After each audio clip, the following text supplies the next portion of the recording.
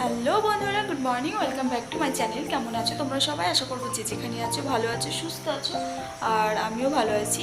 তো আজকে হচ্ছে বৃহস্পতিবার আর এখন বাজে হচ্ছে 7:30। তো এখন থেকে আজকে ব্লগটা শুরু করছি। আশা করবো আজকে ব্লগটা তোমাদের ভালো লাগবে। তো বেশ কয়েকদিন পর আজকে একটুখানি সকাল সকাল উঠতে পেরেছি আর কি। 5:30টায় উঠে গেছি। তো সকালবেলায় ঘুমতে করছি না, উঠে দেখছি যে বৃষ্টি হচ্ছে। তো যাই হোক, বৃষ্টির মধ্যে উঠে পড়েছি। তারপরে সমস্ত কাজকাম কমপ্লিট করে ঠাকুর পুজো করে, মানে স্নান করে ঠাকুর পুজো দেওয়া হয়ে গেছে। তো রান্নাঘরে চাও বসিয়েছি। আর এদিকে যে মিষ্টি দেখো ঘুমোচ্ছে, এখনও ও ওঠেনি। আর আমার বিছানাটা গোছানো হয়নি, বাকি ঘর ঝাড়া মোছা সমস্ত কিছু হয়ে গেছে। তো চলো আজকের ব্লগটা এখান থেকে শুরু করছি। যদি তোমাদের ভালো লেগে থাকে তাহলে অবশ্যই চ্যানেলটি সাবস্ক্রাইব করে পাশে থেকো। ভিডিও ভালো লাগলে অবশ্যই কমেন্ট করে জানিও, আর একটা লাইক করে দিও, কারণ তোমাদের করে একটা লাইক আমাকে নেক্সট ভিডিও বানাতে অনেক অনেক বেশি মোটিভেট করে। তো চলো ব্লগটা শুরু করা যাক। এক্ষুনি না আসলে চাটা একেবারেই পড়ে যেত গ্যাসে। আর এই জিনিসটা আমার একেবারেই পছন্দ নয়। ভাত বলো বা ডাল সেদ্ধ দিয়ে যে কোনো যাই কিছু করি না কেন, যদি গ্যাসের উপর উতলে পড়ে যায় তাহলে আমার একদম ভালো লাগে না, বিচ্ছিরি একটা ব্যাপার লাগে। তো যাই হোক, আর খাটনিটাও বেড়ে যায়। তো চলো চাটা খেয়ে নিই। চায়ের সঙ্গে টাও বলি, মানে এক একটা মানান কথার সঙ্গে যেটা আর কি। তো 4 কাপ এখানে চা করেছি। দাদার চাটা থাকলো, পরে দাদা এখনও ওঠেনি, উঠলে তারপরেই গরম করে দেব। তো এখানে আমি, তোমাদের দাদা ভাই, মা আর দিদা, 4 জনের জন্যই। আর চা করতে করতে এইদিকে এই যে মামাম উঠে গেছে।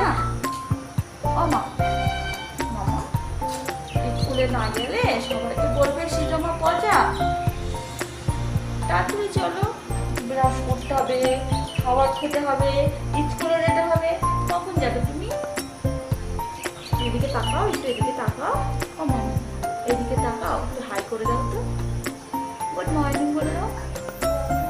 এদিকে তাকিয়ে বলো। সবাই কেমন আছো? ভালো আছো? আর কি বলতে, চ্যানেলটা সাবস্ক্রাইব করে দাও। তারপরে আর একটা লাইক করে দাও। টাটা বলে দাও। নাও, চলো ব্রাশ করবো, চলো এসো, চলো।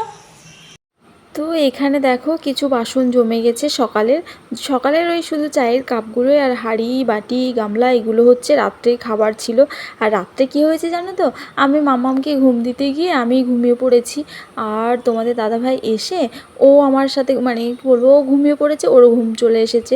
আর হচ্ছে কি বলে, রাত্রে উঠিও নি, খাইও নি, মানে ওই রাত্রের খাবারটা সব নষ্ট হয়েছে। নষ্ট বলতে, সকালে তোমাদেরকে দেখাচ্ছি, আমি রান্নাঘরে যাই তারপরে। তো যাই হোক, আর এইদিকে বাইরের ওয়েদারটা দেখো, সকাল সকাল ঘুম থেকে উঠে দেখছি টিপ টিপ টিপ টিপ করে বৃষ্টি পড়ছে।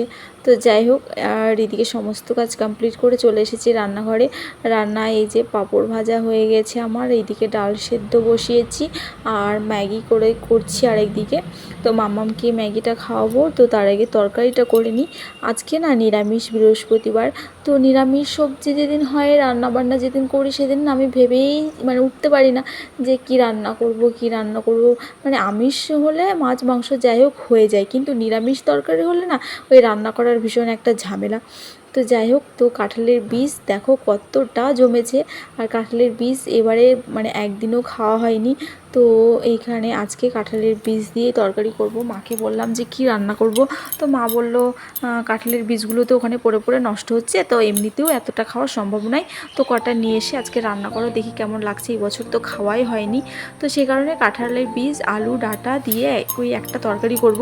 যদিও এই তরকারিটা কেউ ছুঁয়েও দেখবে না, ওদের 2 ভাইয়ের মধ্যে একজনও তো খাবেই না, আমি আর মা আর দিদা এসেছে, তো ওই এক একটু যা খাবো এটাই আর কি। ওদের জন্য ডাল আর পাঁপড় ভাজা দিয়ে খেতে পারলে খাবে, নয়তো একটা ডিম এনে ভাজতে হবে, আর কিছু করার নেই। আর এইদিকে তোমাদের সঙ্গে গল্প করতে করতে দাদা উঠে গেছে, তো দাদাকে চাটা গরম করে দিলাম। আর চলো তরকারিটা, এখানে আলুগুলো আমার ভাজা হয়ে গেছে, এবার ডাঁটাটা দিয়ে দেবো, সজনের ডাঁটা আর কাঁঠালের বীজগুলো দিদাকে মানে চোকা ছিলতে দিয়েছি, তো সেটাই করছে দিদা বাইরে বসে বসে, তো সেটাই করব, মানে দেব একটু পরেই দিচ্ছি। আর এদিকে দেখো এই যে রুটি, 7টা রুটি থেকে গেছিলো, তারপরে এই যে দেখো 1 গামলা ভাত থেকে গেছে। তো সকালবেলায় আমি একটুখানি ভাত খেলাম, আর রুটিগুলো সবাই চা দিয়ে খেয়ে, রুটি জিনিসটা নষ্ট হয় না কিন্তু ভাতটাই নষ্ট হয়েছে আর কি। তো এদিকে আমার তরকারি পাঁপড় ভাজা সব হয়ে গেছে, এবার ডালটাও ফোড়ন দিয়ে দিলাম, আর এই যে ম্যাগিটাও হয়ে গেছে, মামামকে খাওয়াবো। ওর সকালের হরলিক্সটা ফুরিয়ে গিয়ে না সকালের খাবারটা নিয়ে ভীষণ সমস্যা হচ্ছে। তো যাই হোক, সমস্ত কাজ একেবারেই কমপ্লিট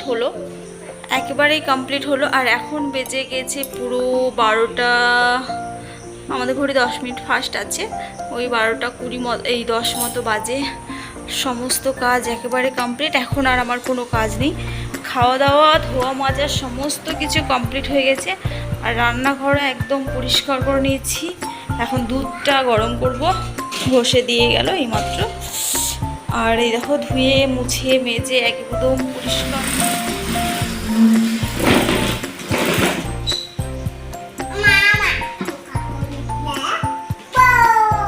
তো মাম্মামের সঙ্গে একটুখানি দুষ্টুমি করে ঘুমোতে যাব, অমনি ফোন আসলো, পার্সেল চলে এসেছে।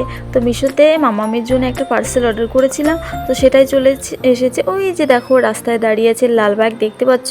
তো চলো ঝটপট পার্সেলটা নিয়ে চলে এসেছি। তো চলো কি এনেছি দেখাই তোমাদেরকে। চলো পার্সেলটা আনবক্সিং করা যাক। তো এখানে মামামের জন্য অর্ডার করেছিলাম একটা পিলো বুক, মানে পিলো টাইপের বালিশের মতো, ওর মধ্যে মানে সমস্ত কিছু আছে, দেখতেই পাবে তোমরা।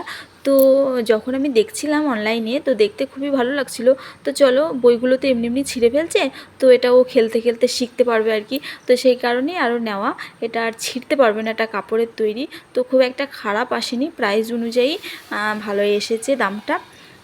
তো 120 টাকা না কত টাকা নিয়েছে, অফারে ছিল, তো সেটাই নিয়েছি। তো ও দেখো কতটা খুশি। যাই হোক, তার থেকে বড় কথা হচ্ছে ও ভেবেছে ওর জন্যে হচ্ছে জুতো অর্ডার করা হয়েছে, মানে আমাদের পাশের বাড়ির ওই যে ওর পিপি আছে, তো ও না ওকে নতুন জুতো কিনে এনে দিয়েছে, তো এখন ওকেও জুতো কিনতে হবে। তাই ওর বাবা বলেছে তোমার জন্য অনলাইনে জুতো অর্ডার করেছি, সেটা খুব তাড়াতাড়ি চলে আসবে। তাই আজকে যখন পার্সেলটা নিচ্ছিলাম, তখন ও ভেবেছে যে ওর জুতো মনে হয় এসেছে। তাই ও মানে কি বলবো, যখন দেখলো যে না এইটা এসেছে, তখন দেখতে পাচ্ছিল ও কেমন মানে কি বলবো বায়না করছিল কেমন। এই দেখো রাগারাগি করছে, দেখতেই পাচ্ছ। এই যে দেখো বলছে ওর জন্য এটা কেন নেওয়া হয়েছে, জুতো কেন আসেনি। তাই ওকে আবার বললাম যে না মামাম, জুতোটা অর্ডার করেছি, কদিন পরে আসবে। যাই হোক, অনেক ভুগিয়ে টুগিয়ে এই যে বইটা দিয়ে ম্যানেজ করা হলো। তো যাই হোক বন্ধুরা, আজকের ভিডিওটা এই পর্যন্ত, এখানেই শেষ করলাম। কেমন লেগেছে অবশ্যই কিন্তু কমেন্ট করে জানিও, আর ভালো লাগলে অবশ্যই পাশে থেকো, আর চ্যানেলটা সাবস্ক্রাইব করে দিও, আর ভিডিওতে অবশ্যই একটা লাইক করে দিও।